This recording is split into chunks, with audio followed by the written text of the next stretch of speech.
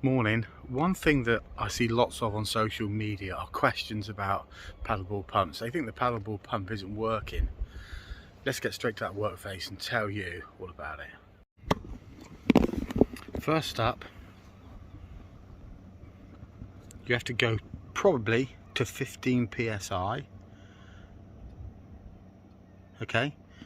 Next up, to inflate up, to deflate down. So up is up, down is down. So that is in its up position, and then you twist them and it's in the down position. You untwist them, sometimes it's back in its up position. You can go less than 15 psi. 15 psi is the norm. Some need you to go to 25, but if it's flat conditions in your light, you could go to 13 psi, but you've certainly got to get up to that sort of ballpark. 15 is standard, so just remember that, folks. It's going to take a bit of pumping. Your pump will have different settings. This is a double chamber double action pump. Some are single chamber pumps. They normally go 1, 2 on a single pump, or 1, 2 and 3. So on this one I need to start off on a 1, so I'm putting air into my board on the up and down stroke, and then I can then switch to 2, so I'm only pushing in on the down stroke. That's how a single chamber works. This one has got an extra thing on it, but just suss that out. So when you start pumping, you can feel if there's resistance on the way up and down. That's how you want to start.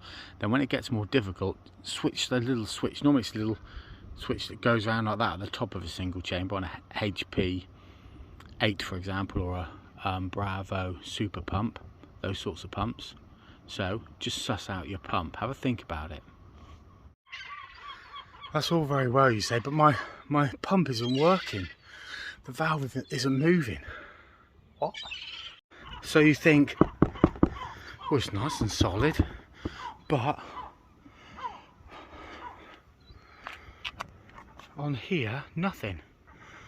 On there's no movement. There's nothing wrong with the pump, folks. You've got to keep going for a fair way yet. You might even be a quarter of the way there if you're lucky. Keep going, and eventually you'll see that needle start to move. So just keep going. There's nothing wrong with your pump. As soon as it gets hard work, folks, flick the switch up. Make it easy for yourself. And you will be blowing a bit. So what you can do, punctuate your pumping. So stop for a minute, sort out your paddle, sort out your leash, break it up, let your pulse settle and go again. It's not a race, and it's not that bad. It's only 5-10 minutes of exercise. It's not too much, is it? Next up, I'm 6'2", so I'm fine, but if you're not that tall and the pump feels tall, just do half or 3/4 pumps. You haven't got to lift it all the way to the top, because that can make it difficult to not get your weight onto the top of that handle. So if you need to, take little baby steps.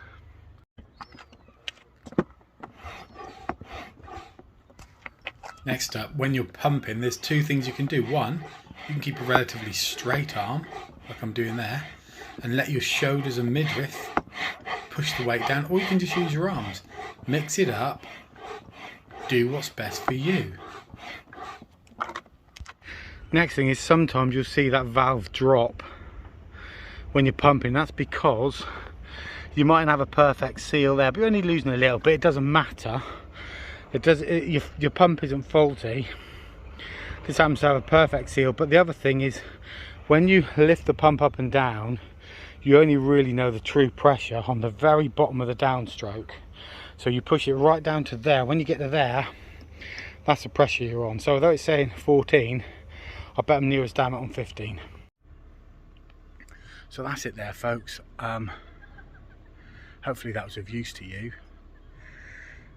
Remember, this is a good workout. It takes you 5 or 10 minutes. It will improve your upper body strength. I've been speaking to paddleboarding clubs who are saying a lot of their paddleboard members haven't got enough upper body strength to get on their paddleboard. So stick with the pumping, folks. Get yourself strong, get yourself up to fitness to go out and enjoy yourself on the water. And remember, it's free. Catch you guys on the paddleboarding flip side.